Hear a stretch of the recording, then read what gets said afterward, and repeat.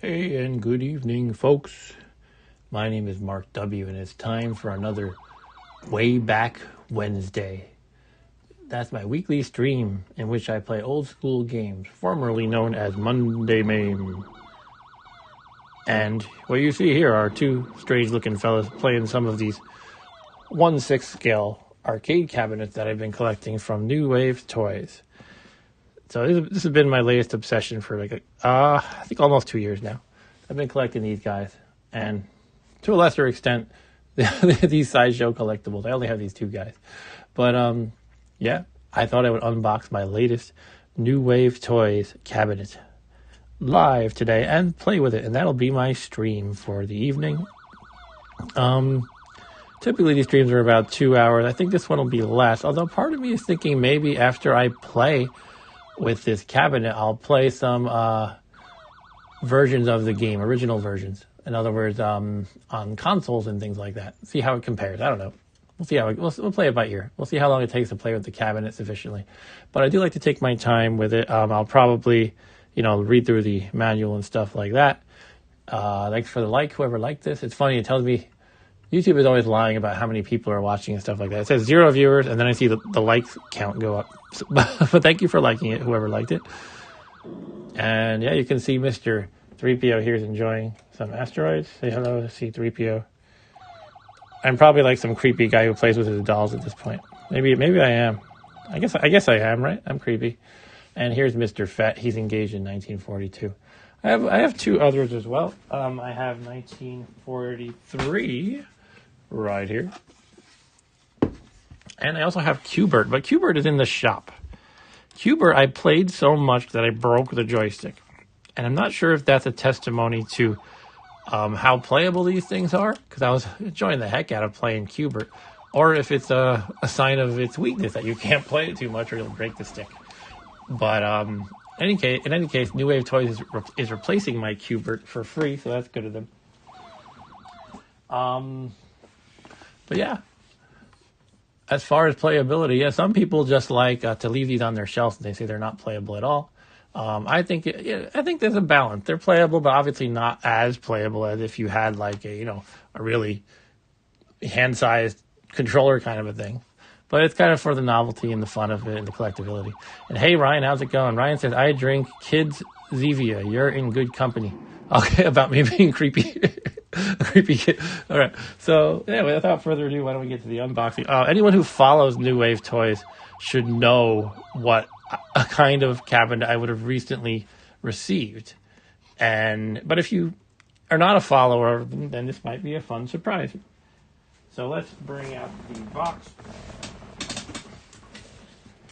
Clunk. Now I don't have the outer mailing box. They give you this inner box. I'm going to have to use my ultra wide camera to capture this. And yes, you get to see all my rat's nest of wires. And look at that, you can see my screen. You can see like an infinite, you could probably make it like an infinite regression kind of a thing, or infinite recursion. But pay no attention to that. But yeah, so I actually don't have the outer shipping box because I used that to put my Q*bert in to return it to New Wave Toys. So as soon as I got this at my doorstep, I took that box to send it back to New Wave. But anyway, so this is it. I like how they, for this inner box, this is again the one that doesn't get exposed to the elements in shipping. This is the inside box. Well, this is like the middle box because there's one inside after this that has like, the logo and all the beautiful art and stuff like this. But this one, they actually, I guess this is part of like the simulation sort of experience. They make it look like I guess it's supposed to be like a box you would find in a warehouse. Because look, it says do not fork this side, which I assume means it's, referring to a forklift, not to, use your imagination, don't fork it, or not to stab it with a fork. And it says Atari Inc., so that can give you a hint about the game that this is. However, this actual cabinet is not produced by Atari, but it's just the original game was. So that's kind of adding to the flavor of it. What's Ryan saying? He's saying, have you heard they were working on an Atari hotel? It was before COVID. Maybe that killed it. I have no idea what you're talking about. What was that about? An Atari hotel. It's interesting sounding, though. In any case, why don't we get to it? By the way, I'm sitting here at my this is my work desk / game room desk. So I usually do little presentations on on this half of my little desk. It's kind of low budget, so to speak, but this whole channel is really, I just do this for fun. And yeah, why don't we whip out the knife? This is when somebody always comments, don't cut yourself, Mark. You're gonna cut yourself. Oh my God. But there's not too much to cut. We have a label here, probably a couple, not label, I mean like tape. All right, so let's cut the tape here. By the way, you can probably see what it is by now. I just realized it tells you the name of the game over here. I'm trying to cut through the sticker more than the box itself. There we go. Now you can see what it is. It is Missile Command. But not just any Missile Command, it's the Field Test Edition. And Ryan says, in Las Vegas, an Atari-branded hotel. I'm signed up for updates. I haven't really heard much since COVID. Okay. Yeah, they're pretending like it's a full-size arcade cabinet, more or less. So this is the Field Test Edition, which I will go over what that means in a bit. But here are the dimensions, in case that's interesting to anybody. It says upright, 15 3/4 inch, 7.48 inch width, and 7.48 inch depth. And the weight is 2.87 pounds. Distributed by New Wave. By the way, you can hear C-3PO dying a lot in Asteroids. He sucks. Come on, C-3PO, get with it. Now, he's probably estimating the chances of getting through that asteroid field. Get it? Ha! Just need a Han Solo, too, right? All right, let's see what's the right way to open this.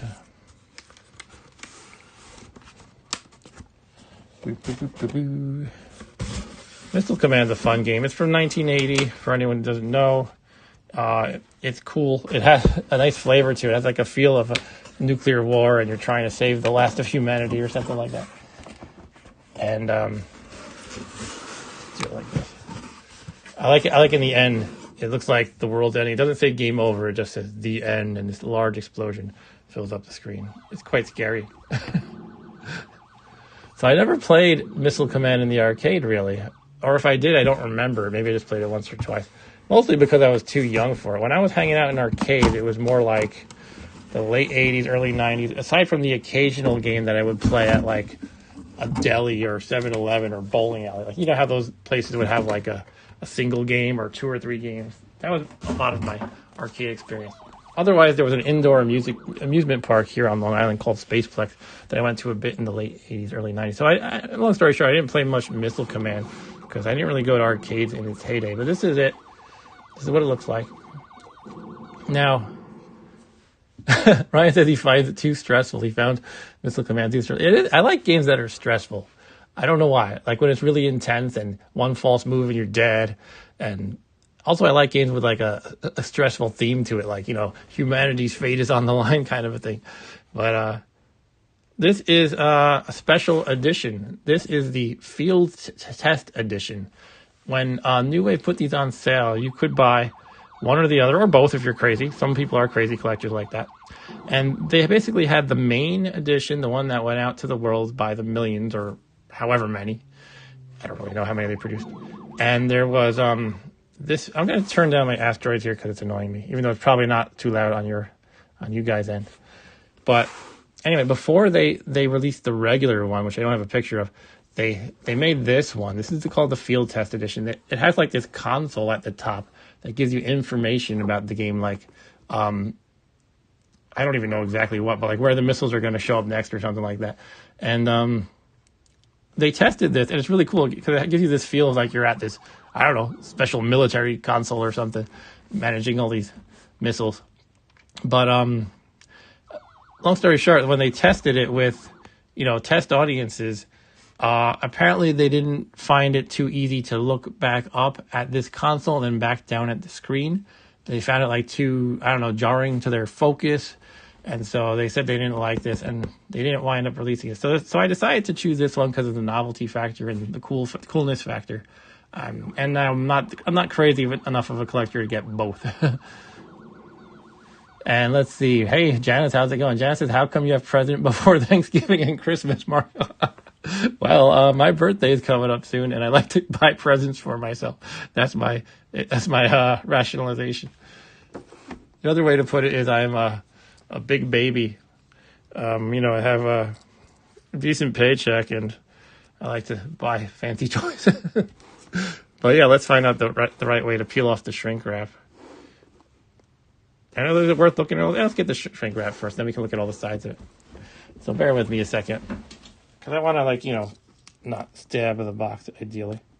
There, I found a good point to access it at, and I can peel the rest off.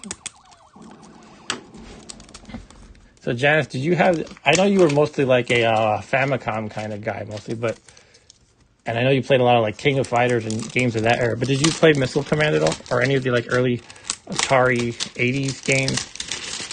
So this would be one of those. Oh, it's a beautiful without the shrink wrap.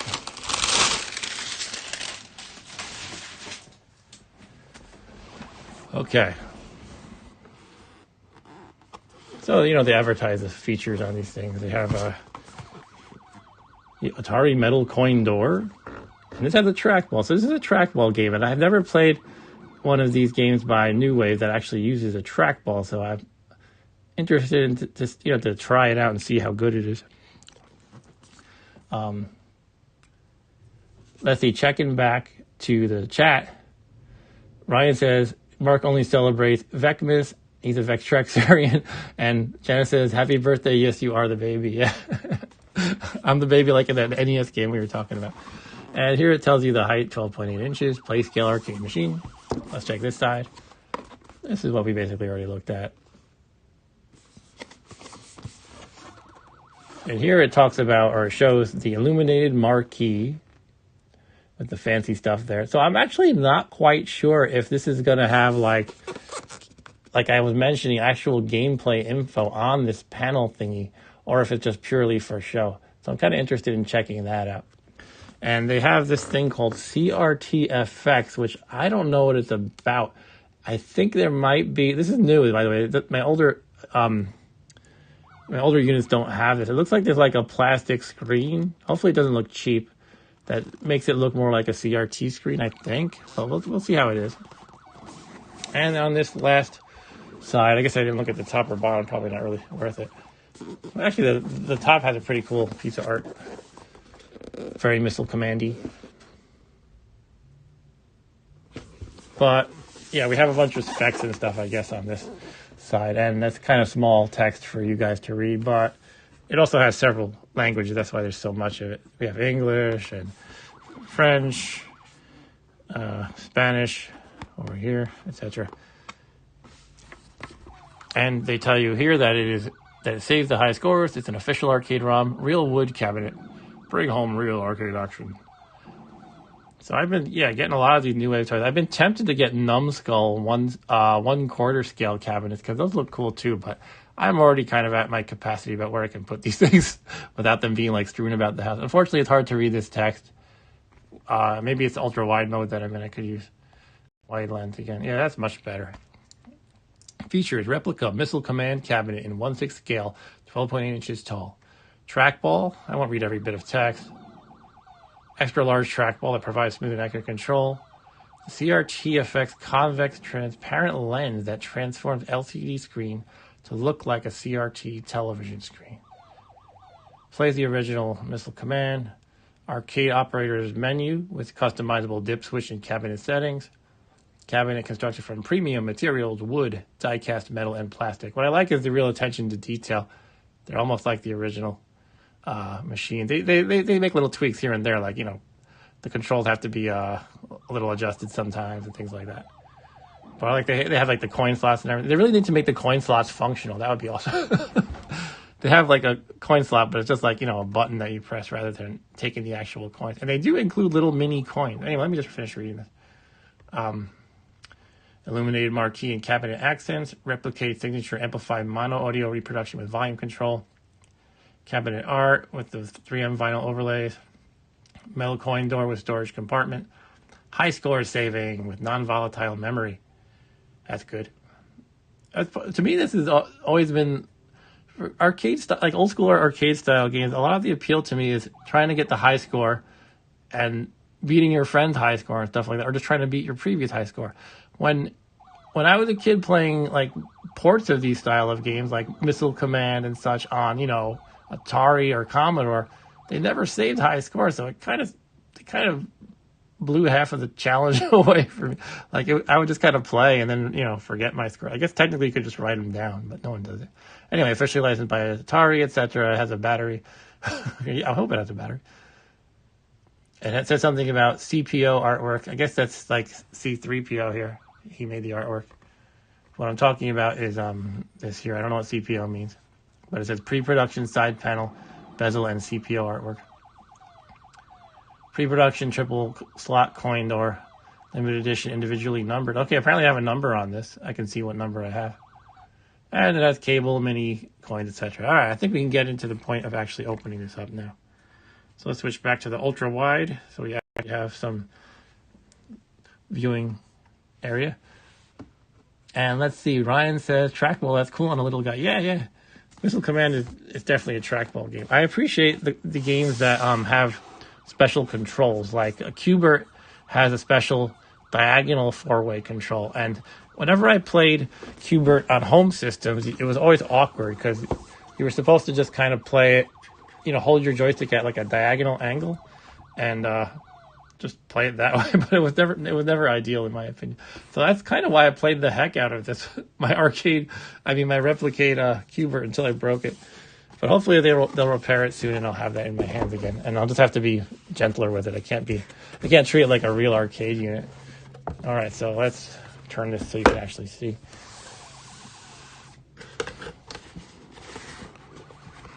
Turn it this way now. Okay, off the bat we have the manual. We can check that out. I like to take my time with these unboxings and check out most of the things. And this is supposed to be, I think, like the cover is supposed to look like what the actual arcade operator's manual looked like. I'm not 100% sure if it's a perfect simulation, but I think it's supposed to at least look similar. And we have these little coins, which again, that'd be so cool if you could just put them in the slot and it would work. But these are just kind of there. So I've never been too fond of those, but it's a nice little detail, I guess. All right, we have some beautiful foam padding. And now you're ready for the unit itself. 4 likes, thanks guys. 4 likes is a lot more than I've been getting lately. Excuse me. Here is the bad boy itself. Oh, I'm excited to play this one. And actually, I'm trying to remember if I ever played Missile Command in the arcade at all. I'm starting to think I didn't.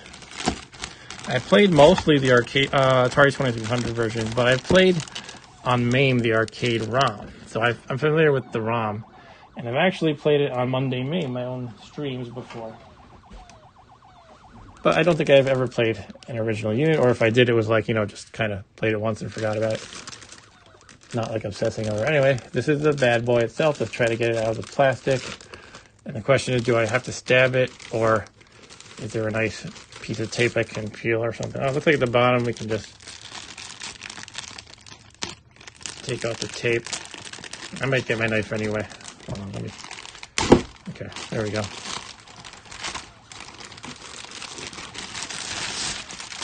Missile Command, ta-da! Let's take a look. Should I put on my light here? Let's do that, yeah. So, probably the coolest things to me are the console here with the trackball. Sweet. And obviously this thing that I'm intrigued by up there. So I'm going to switch cameras again. Let's take a look at this console first of all. Look at that. That's pretty cool. So that's a replica, more or less. I think this trackball is extra size, so it's actually playable at this scale. But they do a good job of mostly, I guess they kind of balance it, right? Balance making it a replica with some playability at the scale that it's at. So if you imagine the size of this, if this were a quarter bigger, it would probably be like quite a large trackball. I think these buttons are about the same, and they really get this text really tiny, so That's really impressive in my opinion. I think that's like a realistic size. And let's see, Ryan says, wasn't the original Missile Command arcade cabinet like a cool wood grain thing? I don't know the answer to that, sorry. And Janice says, wow. Cool. Excuse me, I have a little bit of a cough. They call it the target control. So here's the instructions. We can zoom in more. It's so small it's hard to even get it to look too good on camera, but that's all right. It's kind of like those basic arcade game instructions from the 80s where it's like, shoot the thing for 100 points and defend the cities, blah, blah, blah. But here are the buttons to launch your missiles. And, they really tried to, like, with this game, make it feel like a simulated control, which I thought was cool. And by the way, if you look at my finger, these are really freaking small. I don't know if you can really tell the scale just from this kind of view when I'm pointing the camera at it until my finger comes into frame. Look at that. My finger can cover all the buttons at once easily. But yeah, they call each missile launcher Alpha base, Delta base, and Omega base. And the way that works is you can see on the screen here, Alpha, Delta, and Omega. It's going to be like, if you're not familiar with the game, you have like a missile launcher in the left, center, and right. And each one has a limited number of missiles that it can shoot. And these are just the start buttons, by the way. Start player 1, start player 2. I'm going to start charging this. I'm assuming, like all the other arcade cabinets that I've played from New Wave, that you can just play it right away while it's charging. I remember the first time I got one of these, it was Asteroids. I asked either asked them directly, New Wave, or the community. I can't remember which. If you're able to basically start playing it right away. Because I planned to show it on the stream, and I got a reaction like, what, you really can't wait that long? I was like, well, I want to play it on my stream. That's why. I don't want to, like, start a stream and then, well, I guess I can't play it, guys. In any case, why don't we look at this top console thing a little bit? And Ryan says, I looked it up, I was wrong. Just a regular-looking cabinet. Yeah, so this is the original field test one. And maybe it's just too complicated, I don't know. But what I heard was that it just distracted people too much because they had to look up. So Missile Command is a fast-paced game and intense. I could imagine that if you're looking up here for info and then back down, it would be kind of like, a shock to the system, sort of. But, yeah, I'm not really sure if this is going to provide me with in-game info or if it's just decorative. And you can see we have the 2 speakers here, by the way. Now I'm going to make Asteroids shut up now by turning it off.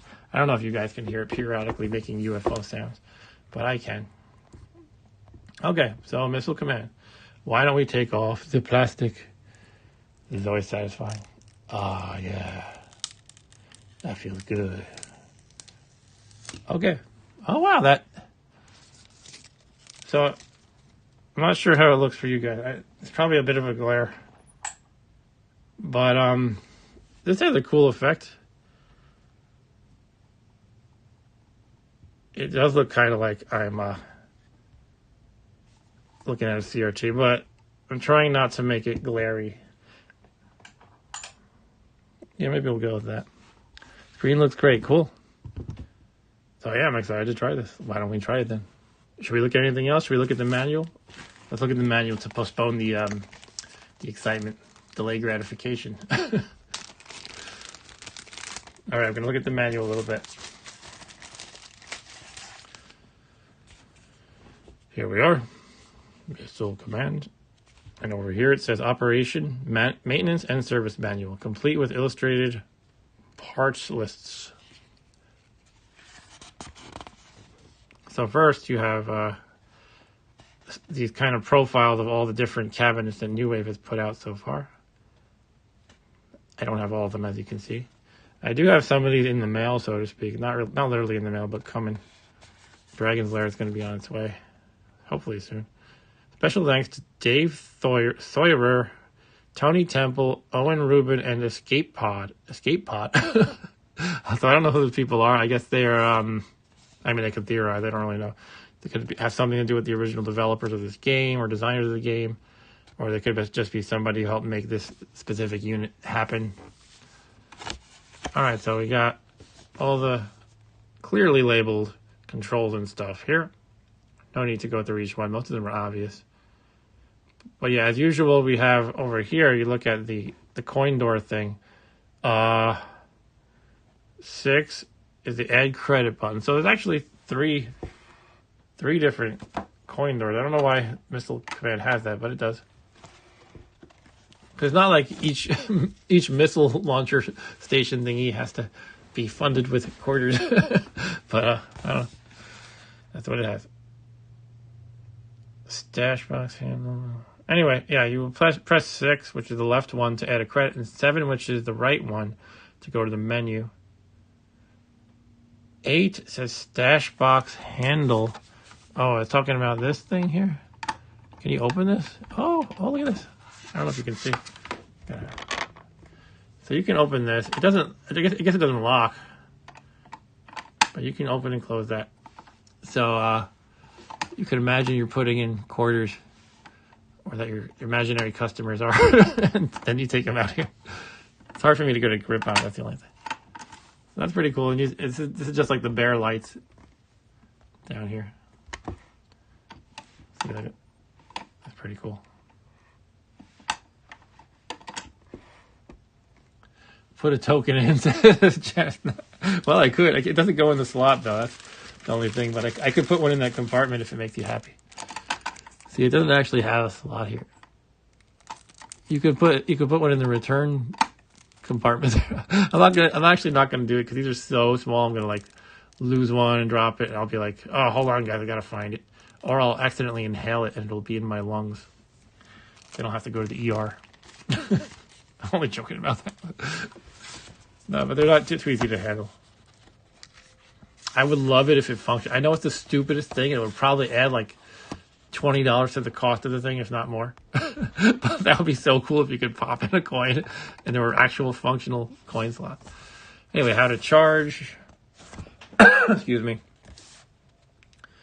Pretty obvious stuff. How to start a game. Also pretty obvious stuff. How to open the coin door. I already figured that out. I'm an elite user. I didn't even need to read the instructions for that.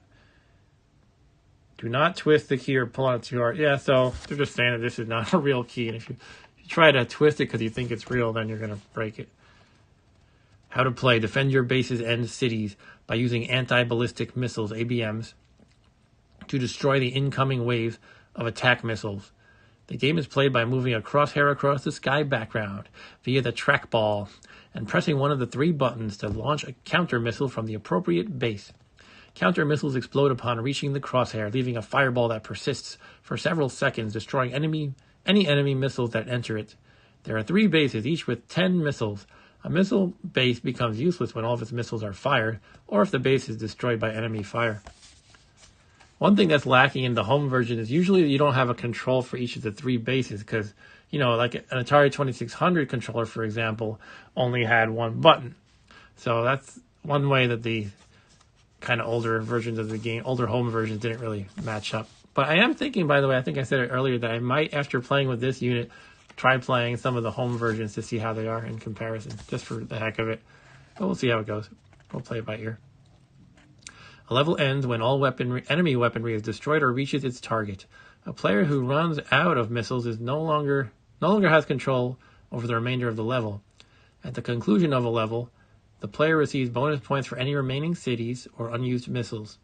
Between levels, missile bases are rebuilt and replenished. Destroyed cities are rebuilt only at set point levels. Yeah, I was never quite sure how that works. So if you lose some cities, they do reappear, but it looks like you have to get a certain number of points for them to reappear. It's not like each level makes some of them reappear. And Ryan said, I didn't like Missile Command, but it did play well on Atari 2600. Okay. Yeah, I think that's the one I played the most. I don't know which systems had it. It's not a ton, though. You would think an all-time classic would have been on like everything, but I think I looked it up on Video Game Geek, which lists all the ports for each game, among other things. And it was basically like, well, there was Android and iPhone, for one thing. But as far as older stuff, it was basically just Atari systems. Atari 2600, Atari 8-bit, Atari 5200. And it wasn't on Commodore 64. It wasn't on NES. It wasn't on, ColecoVision. Mostly just Atari stuff. Navigating the menu, yeah, we'll skip over that. There's a lot of cool settings, though. If you look here, you can adjust the trackball size. What does that mean? Huh? Okay, I guess depending on the unit that you have, there might be some that have a smaller trackball. Huh. It could be the software just supports that in case they decide to make different size units in the future. But I'm going to leave that alone. You can actually configure the number of cities you have. So I think you start with like 6 normally by default. Maybe it's 8, I don't know. And yeah, that would be a huge, way to modify the difficulty. Choking hazard warning. I'm going to assume I'm not that level of baby that I need to worry about that. And we have a warranty. So yeah, I'm actually thinking that they were pretty generous with me to replace my Qbert joystick because I don't think it was within the 100-day warranty. I guess it falls under the second bullet point that at their discretion they may replace it. So that's cool of them to do that, by the way. So yeah, I'm hoping to get my Qbert back in, I don't know, a matter of days, and then I can play that again. I always found this game quite difficult too, which is funny because okay, we're into a different language now. We're into Marquis Illuminato. I guess we're in Italian. We're in Italian over here. But so that's it really. I don't remember what I was going to say. Oh yeah, in the documentary High Score, which I think is on Netflix, they talked about the company called I guess GCC, that they were just a bunch of college students at MIT, and apparently they had the original Missile Command on campus, but so many players got too good at it, so they would last a long time on a quarter. I don't know exactly the details, but I imagine they were playing on one quarter for like 20 minutes or something like that. So these guys, they formed the company GCC later, but they made their own board that you could replace in the Missile Command cabinet, and that made the game much harder. And that game today is known as Super Missile Attack. But those guys are not just random hackers. They also essentially made the game that is now called Ms. Pac-Man, among other games. But yeah, the idea was make the game harder so that the arcade owners could make more money, essentially. And it would add an extra level of challenge to keep people interested. But yeah, that version is known as Super Missile Attack. And Ryan says, I loved Qbert on 2600, but it didn't work great diagonally with the controller. Yeah, I mostly played Qbert on Atari 800, the computer. But yeah, that was my feeling. It was kind of awkward. They said you had to turn the joystick 45 degrees. And it was totally playable. And I played it. I had fun, but I always felt like I was missing something, like not being restricted. And when I got that New Wave Toys thing, I was like, finally, after all these years, I can play it the way it was meant to be played, sort of. Just at a lot smaller scale, so that's why I say sort of. I did have a 2600. I actually still have that one, too. Where did I put it? I think it's in this very room. But I don't remember where I put it. But yeah, I have to repair it still. That's the one I think I showed you, Ryan, on my 4th of July vacation when I cleaned it up, but I haven't gotten it working yet. I actually don't remember what the issue was. It might have been I just didn't get a power supply. It might work fine. All right, so without further ado, we've only been streaming for like a half hour. Let's fire it up. Do I have to hold down the power button? Here we go. So let me adjust. Oh, look at the thing light up at the top. So I'm not sure how I want to display this just yet.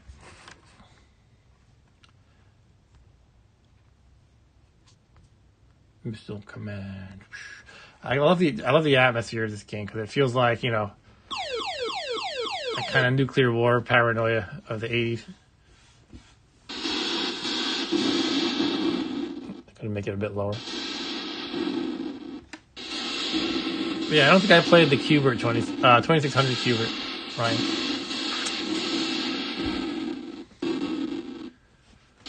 All right, so this is a demo, as you can see.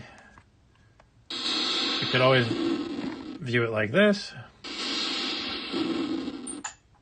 Yeah, a little bit of darkness looks better, I think, so you don't see my reflection quite as much. Okay, I'm going to zoom out for now so you can see, for my first play, so you can see this console at the top as well as the control console Yeah, I can use that light. That looks pretty good, actually. Cool. Let's go for it. So, again, keep in mind I'm never that good at this game.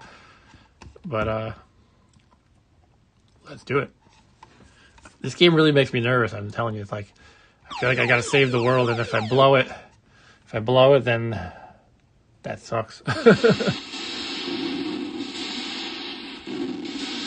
I'm trying to get his volume right. Let's see. A little lower. That's pretty good. Here we go.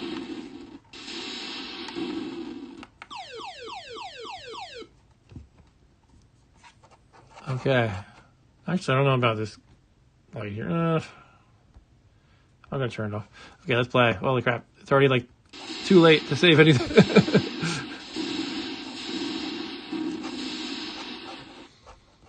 Gotta get used to the trackball. So yeah, that's a general strategy in this game is you have to... Oh shit, that one.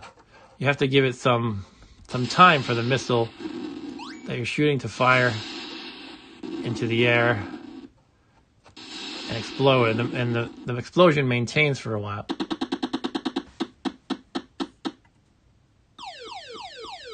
Hey Stu, how's it going? Stu says the trackball is too small. Okay. Well, it's a quarter scale thing, so they actually made it bigger than what true quarter scale would be.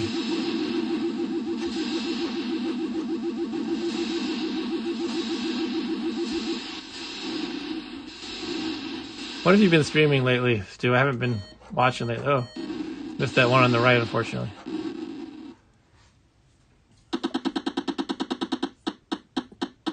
So yeah, I don't think this thing at the top is actually telling me info about the game. It's just decorative.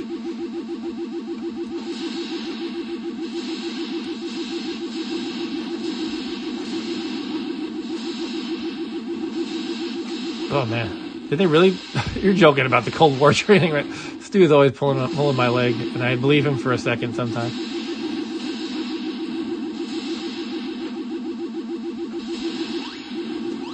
Okay, I'm all out of missiles.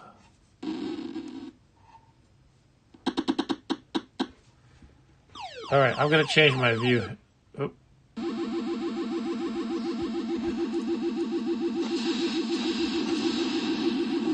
Okay, Ryan and Stu are talking politics. I'm not gonna go there.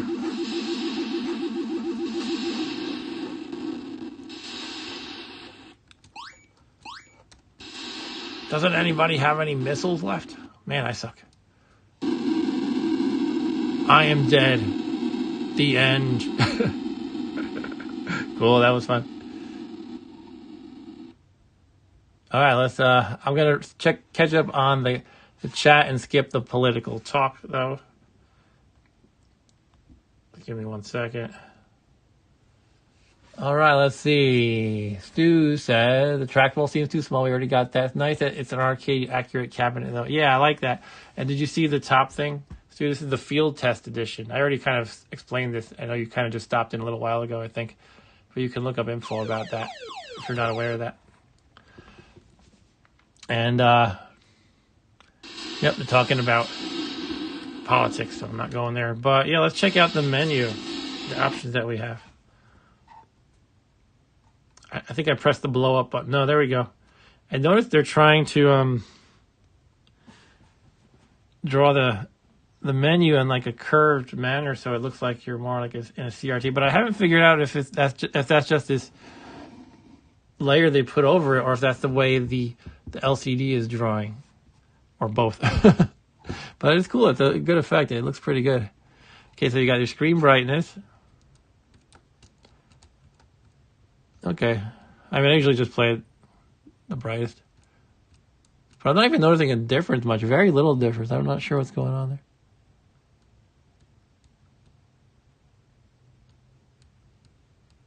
Huh. Every button will cycle through that. How do I go down to the trackball? No. The menu button? Yes. It actually says right at the top. Press any fire button to navigate menu options. Press left coin door to select. So the marquee light is something you can turn on and off. I like to leave it on. That's just doing this. Da, da, da, da, da.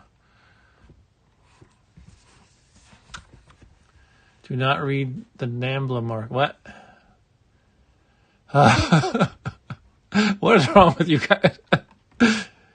And Ryan said, I don't like Missile Command having all those controls. One thing I did like about it was it was simple and worked well in the 2600. Well, I like that you have a different button for each missile station. I think it adds excitement to it and complication perhaps, but I mostly played it on 2600, so I never got. I feel like I'm not like super used to having to press each one, but I do like the extra dimension that adds to the game. And let's see what else we got. Trackball sensitivity, so I can play with that. Trackball XL, I think that's the thing I was reading about, where it was saying like if you're playing at a smaller cocktail version, you could adjust that. Replicate attract mode audio, that's just if you want the attract mode when you have it on but you're not playing, to play audio. Number of cities you can play with 7, 5, 4, or 6 cities. That's interesting, because where would the 7th one go? Would it go like in the center maybe? If you look at the map at the bottom, not the map, but the ground at the bottom, you can see the 6 cities, and I'm wondering where the heck they would put the 7th one. All I can think of is maybe right on top of that. No, it wouldn't make sense for the city to be on top of the missile station, though. Or missile base, whatever it's called. You can get bonus city at different levels of points. By default, it's 10,000, but you can make it a little bit easier at 8,000, or go all the way up to 12,000, 14, 15, 18, and 20,000. You can reset the high scores. If your older brother got a better score than you and you're mad at him, you can be like, F you, bro. I'm going to just wipe out your scores. And then he punches you for it. Not that ever happened to me before. And Stu says his track balls are extra large. Okay. God, why do I read the things you guys say? And Ryan says, have you seen the arcade 1-up cocktail tables? No, I haven't. He says, I kind of want one to make a cool living room coffee table. What, really? Would they be functional like that? That would be cool. It would have to probably be more like in a man cave kind of setting, though. It depends on how cool your wife is with that stuff. Okay, let's see what happens if we play in the dark, like Saturday Night Vectrex in the dark.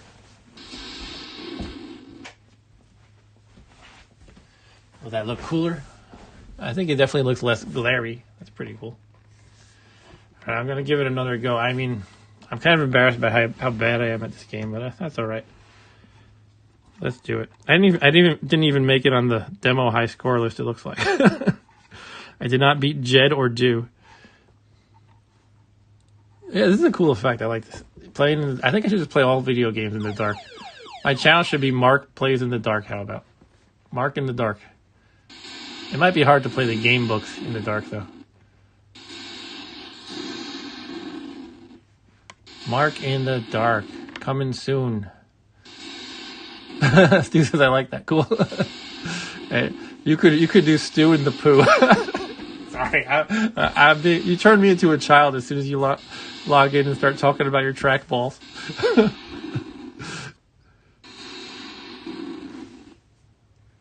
Markiplier. What the heck is with Markiplier? I don't know what that's supposed to mean. I mean, obviously it's supposed to sound like multiplier or something, but he's a famous YouTuber, if anyone doesn't know. Are you afraid of the Mark? That could be when I play horror games. Are you afraid of the Mark?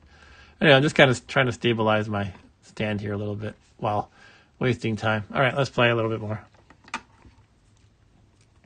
One thing I don't like, and it's probably just because it's the original ROM, if you put in a quarter, there's no reaction. There's no beep. Nothing on the screen pops up that you put in a quarter. So, I don't know. Let's just go, I guess. All right.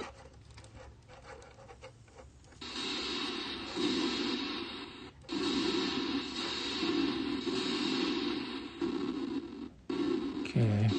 Oh, wasted a missile right there. All right. I feel like I owned that first level a little bit better. How's our focus? Oh, shit. Okay, leave it alone.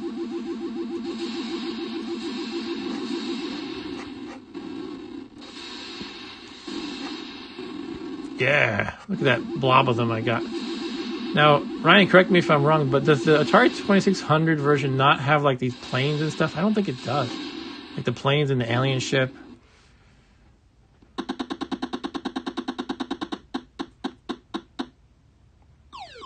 Okay, now we're back at Mark in the Dark.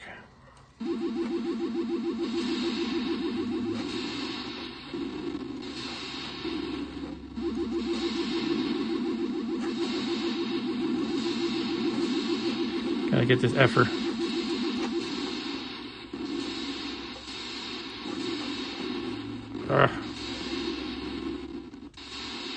Okay, so if it hits your missile base, it's actually done for. I don't think I realized that it was one hit and it's gone. So that's something to look out for sure.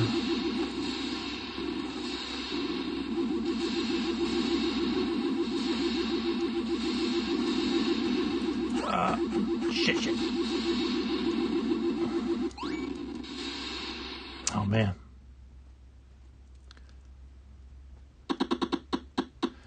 Yeah, I could try the Atari 8-bit version after this. After maybe a couple more games. We should probably be really fast the way I go. Oh my god, no. Oh. I'm all out of everything. Shit.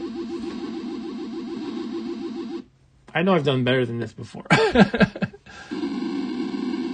The end. I love that ending. It's not just a typical let's flash the word game over on the screen.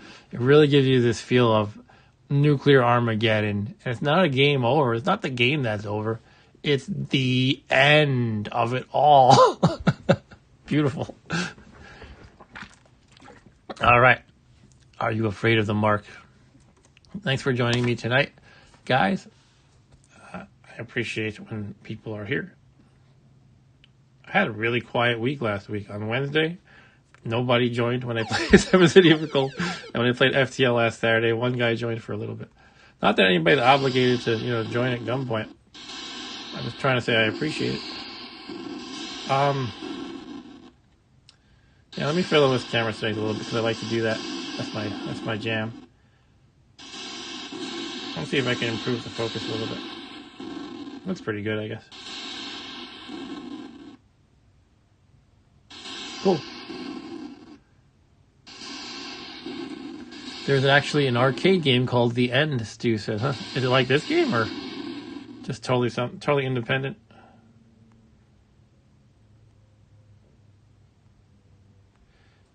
So, yeah, all right. So now I'm going at 50 frames per second, if that makes any difference.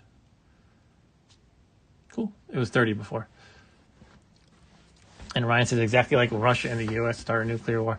Yeah, I don't know if any younger people are here, but growing up in the 80s, we really thought that the USSR and the USA could go at it at any minute and just start launching nukes at each other, and all the major cities would be gone. And we didn't know. And I guess that kind of thing could always happen, but it was like a threat that we were always feeling. And Stu said it's a shooter, but it also says the end on the screen in big letters. Okay. So actually, let me try to see what happens when you add a 7th city. I'm also curious about where the heck it puts it. And I select this. All right, so we got 7 cities. Let's see what it does. But yeah, I was kind of hoping there would be info on this thing at the top. It's just decorative, but that's okay. Because I could have sworn the story that I read was that up here, people have to keep looking up info here about where the missiles were going to appear or something like that. Some kind of relevant info, like info relevant to the actual gameplay. And they would look up and then back at the game, and it was too jarring to their focus. So that's why people didn't like it, and they wound up ditching that. But I don't see any info appearing up here. Stu said there was no info up there ever. Okay. Well, maybe I was wrong. Well, did you ever play this one? So this is the field test edition that wasn't actually in arcade. It was just produced in a very limited test quantity, and the people that were the test subjects, I don't know what the right term for that is, the test subjects didn't like it overall.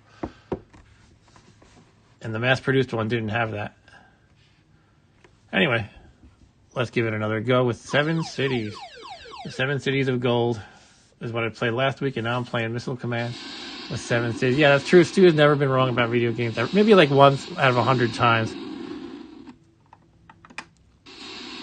All right, I popped in the corridor. It doesn't actually give me any feedback. Again, it's a little bit annoying, but that's just the way the game always was, I guess. So where's the 7th city? Did anybody see it? I don't see a 7th city. Is it like when one of them dies, it it like just replenishes automatically. I'm just making things up, but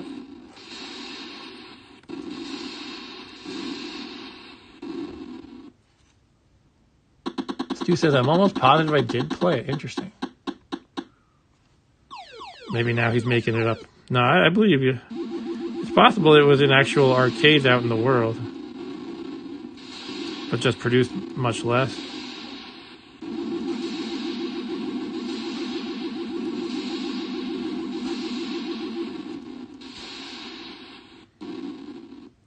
I feel like the difficulty in this game ramps up very quickly. It's like this is a cakewalk, those first 2 levels.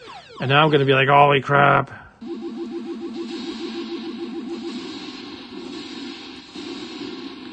I think part of it is getting used to the trackball, though. There goes my right gun. I got to be better about that.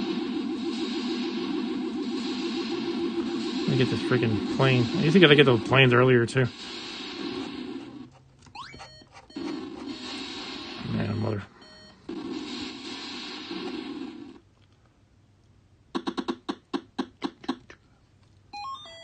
Yeah, I got a bonus city. I still don't understand the 7 cities, though. Unless I just can't count. It looks like 6 to me.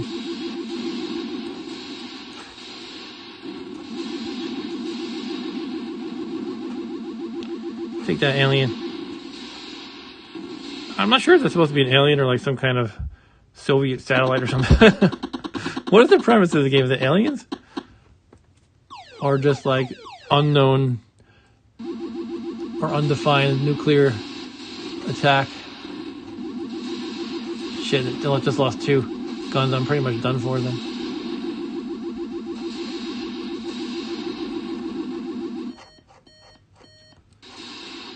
Okay, I survived. Huh.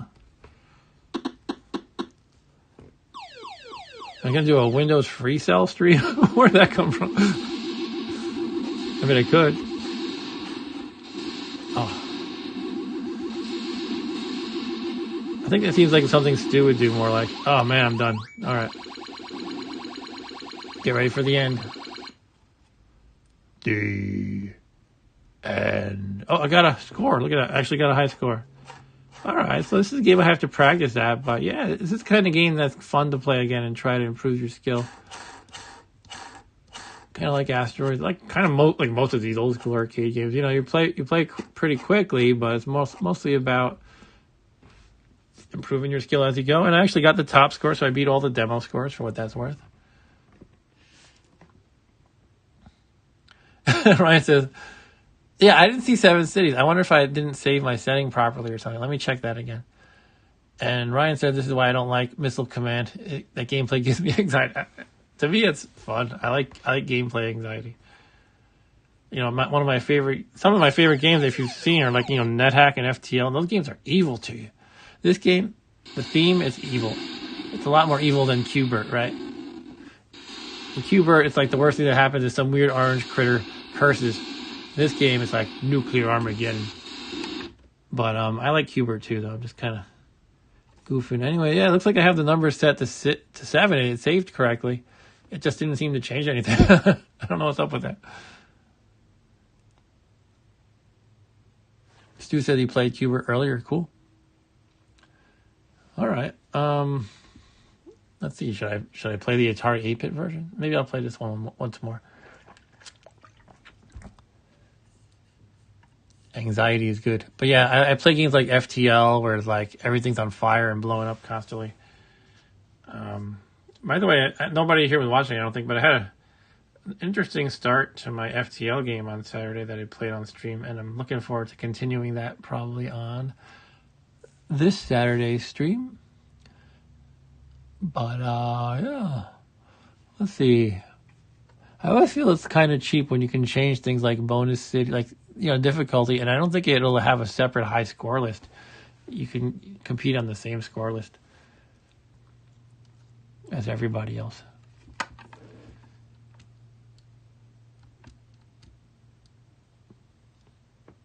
I'm going to give this one more go. I wonder if there's a secret super missile attack in here somewhere. Probably not.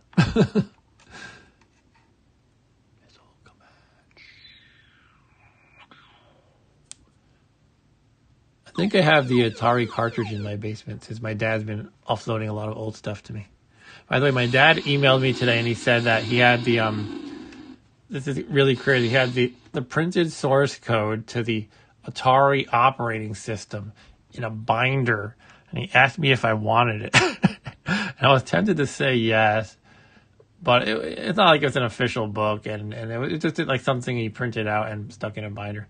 And I was thinking maybe one of the people in the Atari Facebook group I'm in would want it, but he was kind of just like, kind of like he wanted me to just say get rid of it, so I said that. And also, you can find the source code with a quick Googling, so it's not like it's a rare treasure. All right, let's give this one more go. I'm going to try to beat my 94.50 high score. I'm trying to figure out why this is a little wobbly, actually. It's like it could just be my desk is kind of warping a little bit, but either that or the legs are not even at the bottom. It's like I can press on the left side or the right side, and it wobbles a little bit. I guess we can easily test that. How are you doing, 3PO? You want to play? Hello.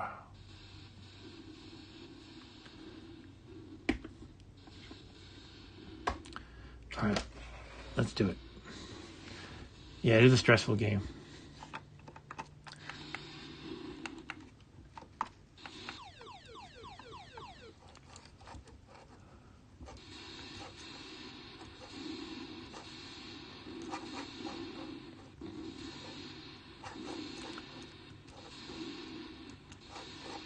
Ideally, in this game, you would be good at placing the explosions such that multiple incoming missiles, hit the explosion at that time. So sometimes you might want to wait a little bit, perhaps. I'm not really good at this game, obviously, so I'm kind of just thinking about it more than talking from experience.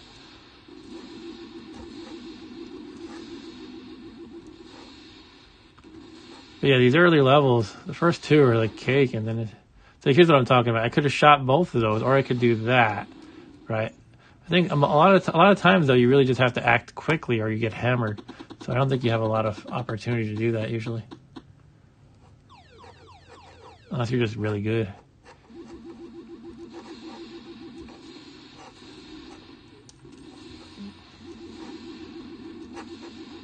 But yeah, you gotta get these planes, gotta get anything that's gonna take out my guns and my missiles. My bases, I mean. Cities, whatever the hell they're called.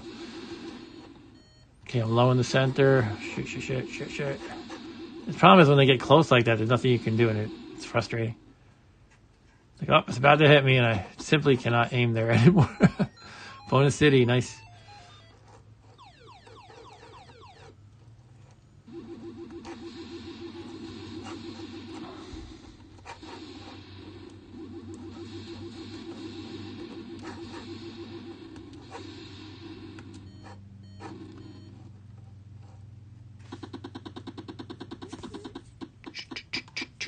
I feel like the Atari sound effect for that click, click, click was very identical or very similar. I'm talking about on the home system, Atari 2600. Oh. I think I had a version of this on Windows. Damn, that was bad. On Windows where you would use the mouse. It had like something like Atari Classics, and I think it had like multiple games. All right, this is the farthest I've gotten so far. That little thing is a pain in the ass. Oh my god.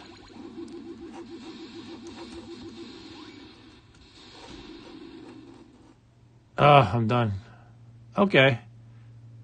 I got my second best score, even though I got farther level-wise. You can see I'm short of my top score by 50. By 30. I can math.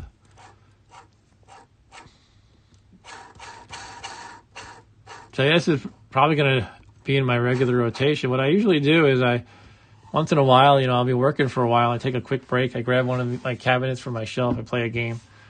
And mostly it was Qbert lately until I broke the joystick. But yeah, it's a lot of fun, these cabinets. All right, so Ryan said there might not have been a lot of ports, but there were a lot of clones of this game. Really? Like kind of knockoffs? That's interesting. I didn't know that. But yeah, I think I'm going to put aside the cabinet for now, and I'm going to load up some home versions of this game. So bear with me while I adjust my setup, though. could take me a couple of minutes. You don't need the phone camera and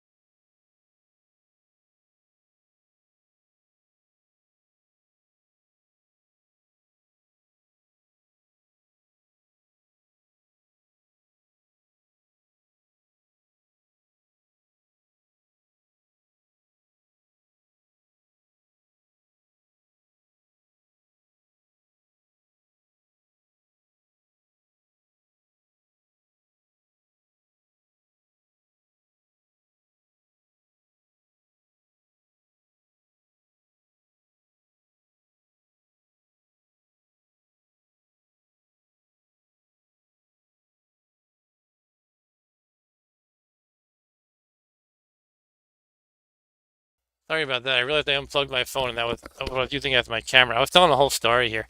So let me get back into that. So the story was that, yeah, basically I was saying the numbskull quarter scales I decided not to get into because they're too big and I kind of already have limited reasonable storage capacity. But there was a funny to me, negative review on Amazon about these things. And what it said was, it was a woman who had bought it for, I think, her boyfriend or husband. And she complained, these things aren't actually a quarter scale. What a ripoff. So I returned it. And as it turned out, she didn't know what quarter scale means. She took a picture of herself in the Amazon review complaining. You can see her full body. She's standing up, holding it and saying, look at this. If this isn't even a quarter of my 5'5" body or whatever she was, 5'6" or something, then how could it be quarter scale of the original thing? But you can see that it looks like it's about beyond a quarter of her height. It's like she didn't know what a quarter meant. It was like if you took the distance and like copied and maybe you took the cabinet and copied and pasted a few times, it would have been it would have proved that it was bigger than a quarter. But apparently she didn't know what that meant. And then I got to thinking, this is a problem in America perhaps, because probably you've heard the story of I think it was A&W. You mostly we know them for root beer, but they also have a restaurant. I think I've never seen one in person, at least not around here. But as the story goes, they tried selling a third pounder burger, and they sorry, I got to set up more stuff here. They were kind of trying to say that I think they advertised it as the same price as a quarter pounder or something like that, but it's a third pounder, so obviously that's bigger.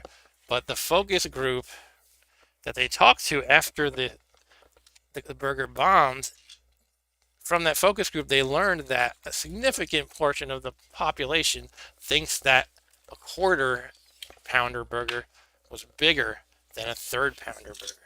They just don't understand basic fractions. Exactly, Stu. Stu says he heard this, yeah. And Ryan says, read ER reports for just one day. You'll realize most people are effing morons. I'm sure you can see that stuff in your work at the hospital. All right, so I'm making adjustments here, getting my monitor set up and stuff. But I think I'm going to start by playing the Atari 2600 Missile Command, which I have up. Let me just set up my display capture properly. So I'm using OpenEmu. And here we have the 2600 one. I'll load the Atari 8-bit one after perhaps, but for now I'll play this one. This is the one I'm most familiar with, although right now it looks like a piece of garbage.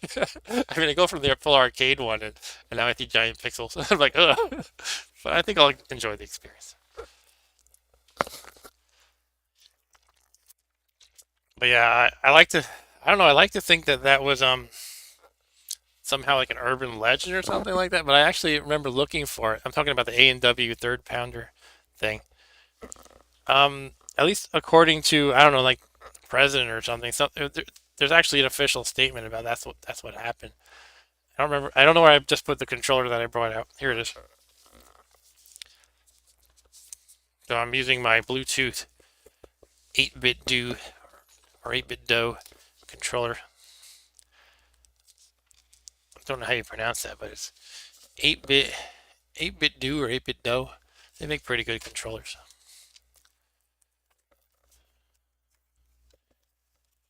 But yeah, like I usually complain about when I'm playing kind of like Atari and Commodore games that the gamepad isn't ideal. So at some point I gotta get a better one. Ask Homer Simpson to pronounce it. Why is that? Those cities doubled for the rocks in Moon Patrol. Oh yeah, really? Did they use the same graphic? All right, Ryan said he loves those graphics. Okay, let's see if this works. I don't usually use OpenEmu too much, so I'm not too well versed in getting it to work and stuff. And I imagine like the probably the switches on the Atari are like the F keys or something. That one. Let me set up the sound, by the way. Sorry about this. It's taking me a little time to set up. Got to capture the sound so you guys can hear it as well. Hopefully that works. Do do do do do do do. And I have to make it so I can hear it too, so I have to set up the monitoring in OBS. Streaming's pretty complicated. I'm sure Stu knows all this stuff. You gotta set up your monitoring device. You have to tell the audio capture thing you're using to actually do the monitoring. Okay, so I should be all set up. I just can't tell right now because the game's not making sound. Yeah, so how do I tell it to start is the question. Oh, I think I got it. Cool. I just can't control it. There we go. Wait, what? Okay, I got it. Cool. This took me a moment. Wow, this looks so... Pixels look so large in comparison. I'm apparently very low on missiles. So what do? I have 2 left. I guess I do this. Oh, there's another round of them. I forgot it works like that. It's like you at the bottom here, you finish your current battery, whatever you call it, your stock of ammo, and then it goes to the next one. In a way, it is less stressful that you don't have to think about which artillery or base you're shooting from. Just kind of go. It's like there's no optimal decision to worry about because you don't have an option.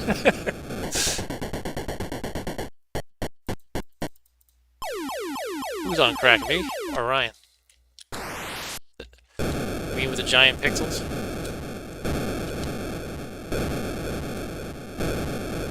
Or that it's hard to set up OBS?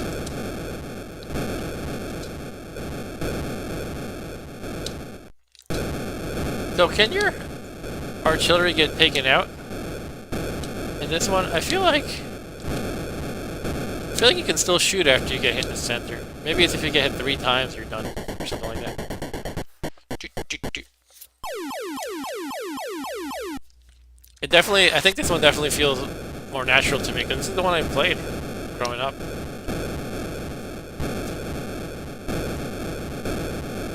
I didn't play it with a gamepad before.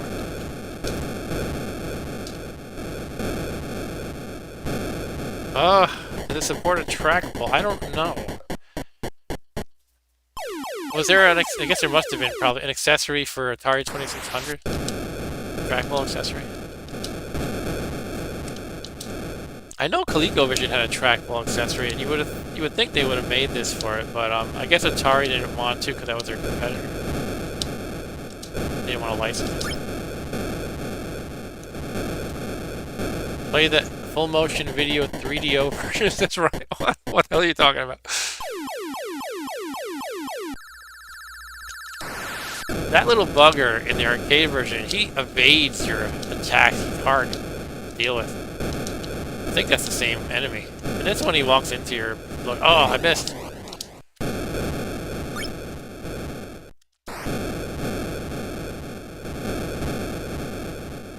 There was definitely a 2600 trackball test too. Yeah, I never had it growing up, so I'm not familiar with it. I have a whole bunch of ROMs of this game. I just, I look in my enormous collection of Atari 2600 ROMs. I have like 8 versions of this. I have like a prototype and like a couple hacks or something. And maybe one of them supports trackball, which I don't know how the heck I would make that work. I guess if this emulator supports it, you would probably just use a mouse for it.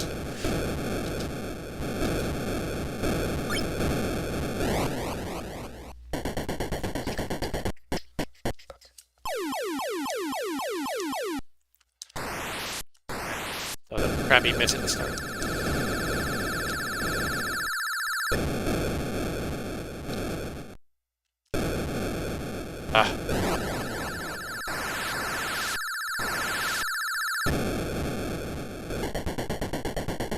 Cool, Ryan says he has a trackball I think he's referring to in his Atari box in his garage.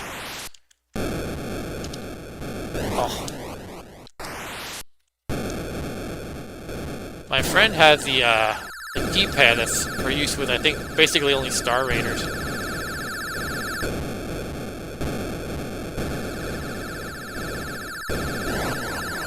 He came to visit like about a year ago, and he had just picked up all the Atari stuff from his parents' house. He's kind of doing a similar thing as me, I guess.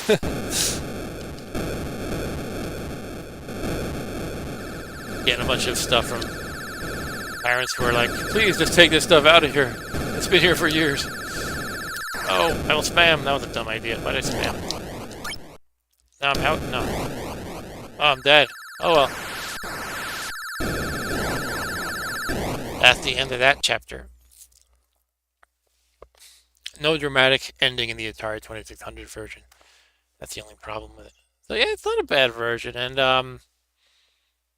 part of me wonders, does it... I don't know, I'm having a crisis here. Is it better to actually have just one button to worry about? I feel like it plays more smoothly. Then again, though, like I said, I always, I never really played the arcade one growing up, but I played this one a lot, so I think it's just a matter of what I'm, I was sort of accustomed to. But Ryan said he's talking about a spinner, not the trackball. What was... I guess this... Oh, you mean like the paddles? I probably have some right here somewhere. I just don't have any way to hook it up at the moment. You like it about the 2600? Yeah, okay. That's a fair enough opinion. So let's see. I have a bunch of these. How do I get to that screen I was at before? I have a bunch of these missile commands. I don't know the difference between most of them though. Let me check out the file names real quick. Spinner is what they have on Arkanoids as to. Okay, that makes sense. Here are the missile commands that I have. I have prototype, no initials. I guess you can't enter your initials, but can you do that in normal Atari 2600 missile command anyway? I have this one that I don't know what's different about it. It has a tilde right here. I have, this is a PAL one, I guess, as opposed to NTSC. This one is from a different year, 83. And it says it's by CCE instead of Atari. Maybe I'll try that one. And I have 2 hacks. This one says 32 in 1, and the other says 208 in 1, whatever that means. It almost sounds like a cartridge that has a lot of games in one. But then why would it be an individual ROM just for Missile Command? And then we have Unknown PAL, and this one is actually not Missile Command, it's Missile Control, which sounds like a knockoff or something. So actually, I'm intrigued to try this separate 1983 one, because that sounds like the game was designed by somebody else or redeveloped by somebody else. and should probably play differently, I would think. So let me see if I can get that going. Uh, Unfortunately, I'm at the wrong directory. Why am I there? Oh, hang on a second. Here we go. This is a nice. You don't see this window, but let me try to find the right one.